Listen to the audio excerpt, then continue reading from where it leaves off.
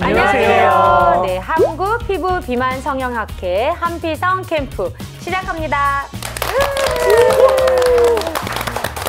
네, 회장 안상태입니다.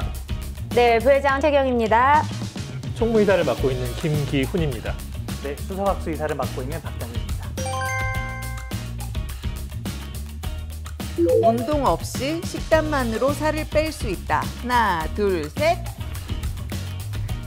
네, 지금 회장님만 X를 들어주셨는데요. 내가 해보니까 식단만으로 안 되더라고.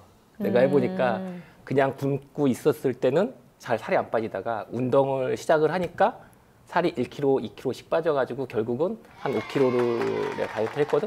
와, 내가 할 때는 먹는 것만 조절을 해가지고 이게 절대로 안 빠지더라고. 아마 많이 드셨을 거예요. 아니야, 많이 안 먹어. 내가 분명히 식단을 조절한다고 하지만 그게 의외로 먹게 된다니까요. 다이어트를 여러 많이 번 해보셨어요? 해본 박경민 원장님은 네, 비만한 비만 전문가 박경민입니다. 옛날 미국에서 엄청 몸무게 뚱뚱한 사람들을 모아놓고 이제 몸무게를 엄청 많이 빼게 하는 그런 챌린지 프로그램을 했었는데 이제 그 사람들을 몸무게를 재봤더니 6주간 이제 프로그램을 돌리면 몸무게가 평균 40kg가 빠진다고 해요. 그런데 그 사람들이 이제 6년 뒤에 다시 찾아가서 어떻게 되는지 봤더니 평균 체중이 다시 30kg 이상 늘었어요. 근데 그 사람들은 뺄 때도 그 뒤에 유지도 굉장히 열심히 운동이랑 식단 조절을 했었는데 이제 어떻게 보면은 실패하는 거나 다름없는 일이 벌어졌어요. 왜 그런 일이 벌어졌냐면 이제 그 사람들의 기초대사량을 이제 측정해 봤더니 원래 뚱뚱할 때 기초대사량은 굉장히 높았는데 몸무게가 빠지고 나서 이제 기초대사량이 떨어진 거가 회복이 안 돼서 계속 이제 몸은 손해를 보고 있는 몸 상태가 되는 거죠. 우리가 나이가 들면 나이살이 진다고 하잖아요. 그 나이살도 역시 기초대사량이 조금씩 떨어지면서 우리 몸이 점점 이제 원래 하던 행동을 유지해서는 살이 이제 빠지지 않는 상황이 되는 거죠. 그래서 나이가 젊을 때는 이제 20대 때는 뭐 며칠만 굶어도 몸에 빠졌는데 지금 나이대에서는 이제 하루 이틀 굶었는데 전혀 변화가 없고 결국 이제 운동을 해야만 빠지게 되는 것도 이제 어떻게 보면 맞는 얘기라고 할 수 있을 것 같아요. 네, 오라고 하셨네요, 근데. 극단적인 다이어트를 하면 빠진다. 네, 무조건 빠지기는 빠집니다. 식단으로 덜 먹으면 살이 빠지는 거는 누구나 알고 있는 자명한 사실이죠. 근데 유지가 안 된다고 그러잖아요.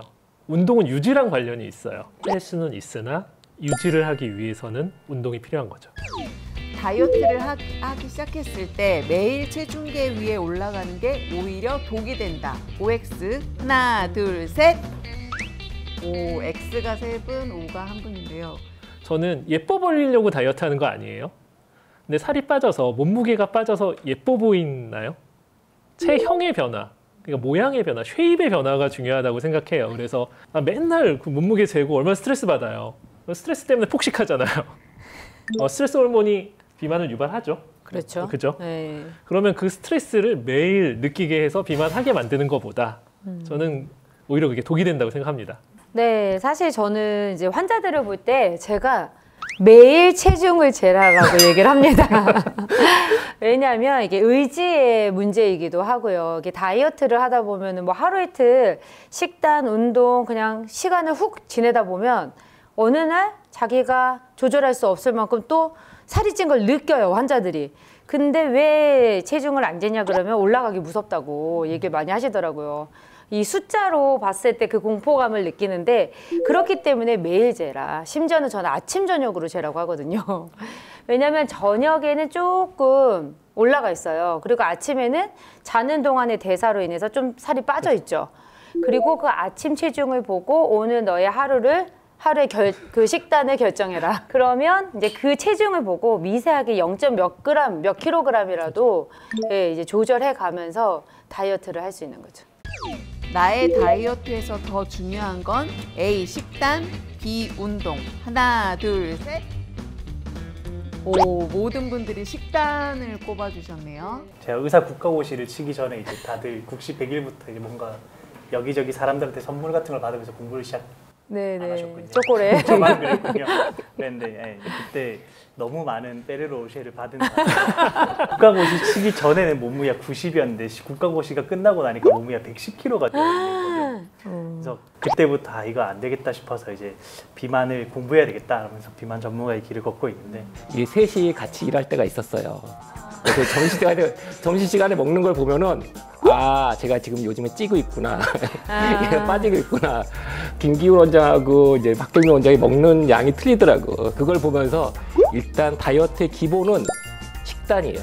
식단을 조절하지 않고 운동만으로 절대 다이어트는 할 수 없고, 식단이 되면서 운동을 해야지 건강한 다이어트가 되고 오래 갈 수 있고 그거를 유지할 수 있는 것 같아요. 체중과 체형 둘 중 하나 어떤 것이 더 중요한가? A 체중, B 체형. 하나, 둘, 셋. 네, 이건 예상할 수 있는 답변이었는데요. 물론 체형이 중요하다는 건 모든 선생님들이 동의하지 않으실까요? 맞아요.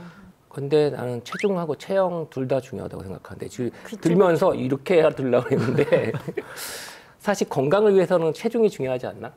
우리가 환자들한테 다이어트를 해야 된다고 얘기를 하는 거는 나중에 생기는 고혈압, 당뇨 이런 심혈관계 부작용 때문에 시키는 거니까 사실 체형, 체중 뭐가 중요하다? 다 중요한 것 같아.